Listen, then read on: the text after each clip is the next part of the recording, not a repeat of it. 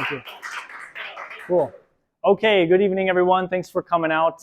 Like Elizabeth mentioned, my name is Dr. Michael. I'm a physical therapist, and I was invited tonight to talk about the topic of injury prevention, which is ever important for the sport of running. Now, before I get into the meat of the presentation, a little bit about me. I graduated with my doctorate in physical therapy from Bradley University, and like Elizabeth was saying, I completed my first full Ironman last November. I'm a triathlete myself. I've completed a couple half Ironmans, a couple marathons, few sprint and Olympic distance triathlons, and then a handful of century rides. And I've taken my passion for endurance sports and I brought it into my private practice, Goza Physical Therapy here in Evanston, where I specialize in working with runners. Okay? So whether you're a new or experienced runner, you probably don't want to get hurt. Okay? It's hard enough staying healthy as it is, but injuries can derail your training. They can cause you not to race. And the worst case scenario is you can fall out of fitness, or the absolute worst case scenario is it could even end your running career. Okay? But hope is not lost because you don't have to get injured. There are ways to run that minimize injury risk, and there are preventative exercises we can do, kind of like Young was talking about, to help further reduce your risk for injury. So I created a PDF called How to Run and Not Get Hurt, and I basically boiled it down into my top 5 things to do to prevent running-related injuries, okay? But before I get into those 5 things, I want to explain how injuries happen in the first place. So, if you remember nothing else from this presentation, just remember that injuries happen when load applied to a tissue exceeds that tissue's capacity to handle the load. I'm going to say that one more time, okay? Injuries happen when the load placed on a tissue exceeds that tissue's capacity to handle the load. So if I take that phrase and I bring it to a rubber band, okay? If I stretch this rubber band and then relax it, stretch the rubber band and relax it, I'm applying a load to this rubber band which the rubber band can handle because it's not snapping, right?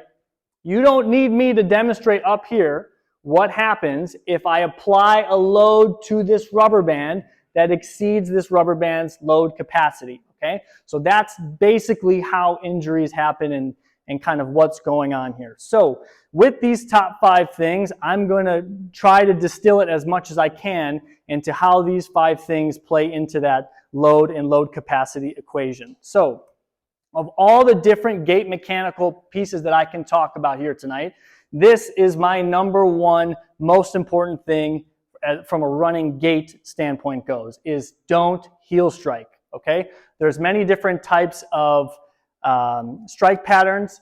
The heel strike is defined as when your heel hits first and the angle of inclination of your foot is more than 10 degrees. We don't need to get a protractor out to measure it. I'll tell you that's more than 10 degrees, okay? But essentially, the way you run directs the load onto the tissue. Okay, so I'm not necessarily going to stand up here and say that there's a strike pattern that prevents all injuries, but the way you run directs the load onto the tissues of your body, okay? And heel striking poorly absorbs the shock of impact. So if I can use the stage here to demonstrate, if I was going to hit first with my heel, essentially what happens is there's a lack of knee bend, okay? So my knee is essentially straight when I hit the ground.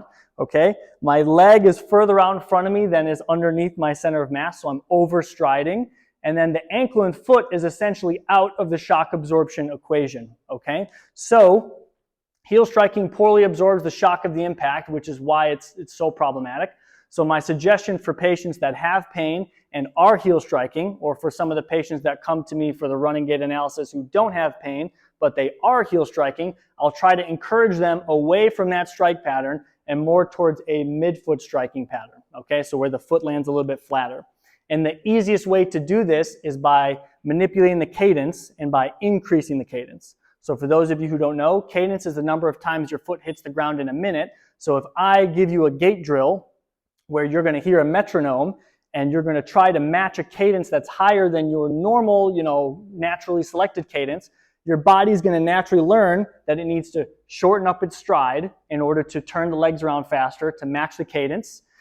That's going to improve your knee flexion angle. Your foot's going to land flatter, and your ankle and foot essentially help absorb the shock of the impact. So midfoot striking is beneficial for a myriad of reasons, and those are the reasons up there. What do you think is the ideal cadence?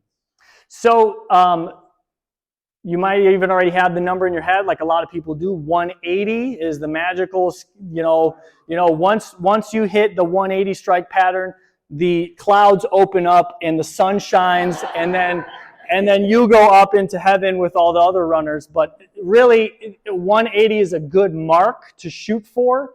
It's not necessarily that if you are running less than 180, you need to be at 180. But oftentimes, people who are less than 180 cadence have an increased risk for injury, and quite frankly, the people who are injured are running at a lower cadence. So by increasing the cadence, we have an effect on all these different parameters that thus decrease the pain. So it's not that 180 is like, oh my God, that's like the way to avoid injury. It has this effect on the body, which in some ways is better for the load management of the skeleton, if that makes sense.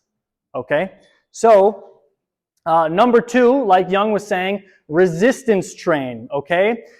This resistance piece on the title is extremely important because body weight training does not sufficiently load the tissues for running. The weightlifting piece is a necessary cross-training component because essentially what it does is it improves the tensile strengths of the muscles and tendons so that it handles a higher load when you're out running. So resistance training improves your load capacity, right?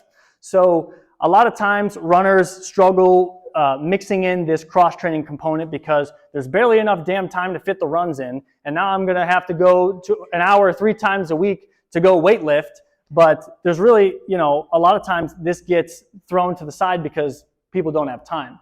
So like Young was saying, you can do all this stuff at home. So I created a handful of 15-minute strength workouts for runners that I prefer to have people do after they run because you want to save the energy for the run itself. So I like having my patients do the strength training after they run. You can look up these videos for free on my Goza YouTube. It's not super pretty. I'm not a million subscriber influencer, but it gets the job done. And you can just pop that in. Simple equipment, simple weights, space, that kind of stuff is what's needed. Okay, number 3 is to progress gradually. So this is an important slide for a lot of the newer runners who are maybe training for the marathon the first time, half marathon. Maybe this is the first big running season that they're in, and they're trying to ramp up their volume.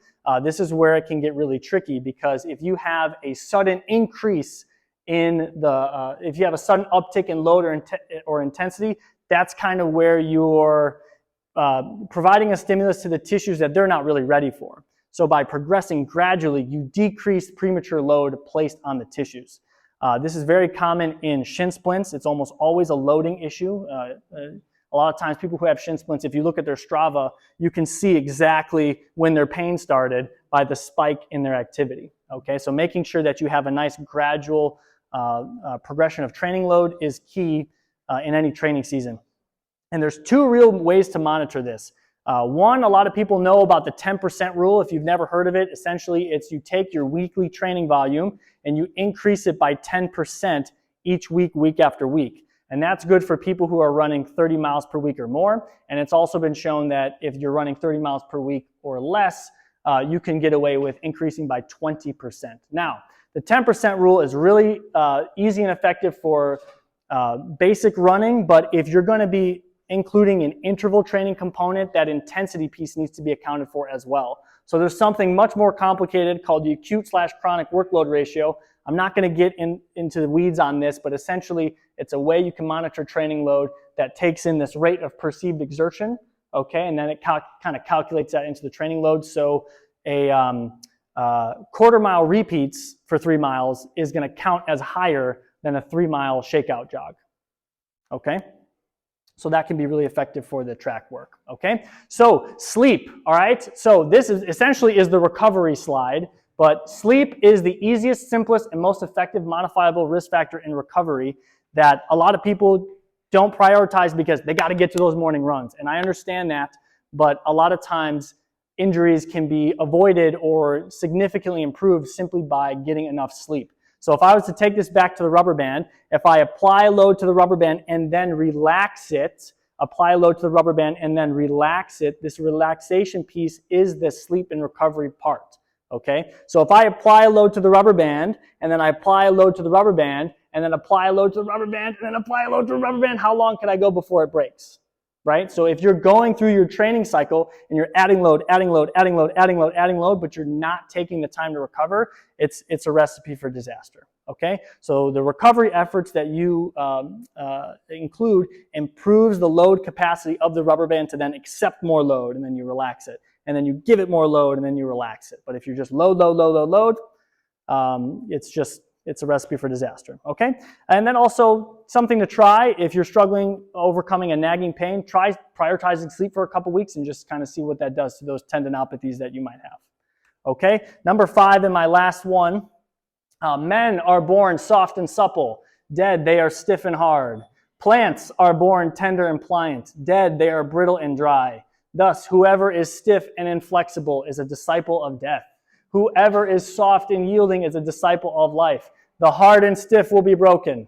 The soft and supple will prevail. Okay? Lao Tzu said that, so you know it's true. But if you have a joint or muscle that isn't moving when it's supposed to, get it moving. So this is really important when you talk about a pre-run warm-up. Okay? Making sure that if you know something is stiff, to do something about it, because loosening up before your runs with the warm-up has a short-term and timely improvement in the load capacity of whatever tissue or joint you're stretching, right? So if I have a stiff ankle, okay, and then I go out for a run on that stiff ankle, that ankle is going to have a lot harder time accepting the load that you're placing on it by running. But if you loosen up the joints, okay, and you do something about it before your run, you can have a much easier run, okay? And then I just wanted to throw this in there. A lot of times everyone starts talking to me like, oh, Michael, can you lead the pre-warm-up stretch? Or can you lead the pre-run stretch? And I say, I'm never, ever, ever leading a pre-run stretch, okay? I'm gonna lead a pre-run warm-up, okay? I don't wanna stick my leg on the nearest park bench and stretch my hamstring right before I do interval training, because this is a cold muscle and I'm bringing it to end range. I'm not really interested in doing that. I'm gonna do something like running in place. A lot of people see these leg swings. These are great, okay, because I'm doing a nice dynamic, fluid movement. I'm not just sitting here stretching, calling this a warm-up, okay? So those are my top 5 things. Don't heel strike because it poorly absorbs the shock of impact. Resistance train to improve the load capacity of the muscles and tendons. Progress gradually so that you don't have any training errors, or you know, you're not doing too much too fast. Sleep so that you can recover. And then improve mobility so you have a nice supple body going into the run. Now, like I was saying earlier, I created this document into a PDF. So if you want to access this PDF, you can scan this QR code, and it's going to then bring you to a form that you'll fill out. You put in your name and your email, and that'll take you to my website where you can then download the PDF of my top 5 things. This is also going to include you in my weekly injury prevention newsletter, and I know there's a lot of people in this room who are on that newsletter, and they get a lot of value from the content I put out about running and injury prevention and training and things of that nature. So if you want to be on that newsletter, scanning this QR code is the easiest way to sign up for that. Okay, and I think we're good for questions for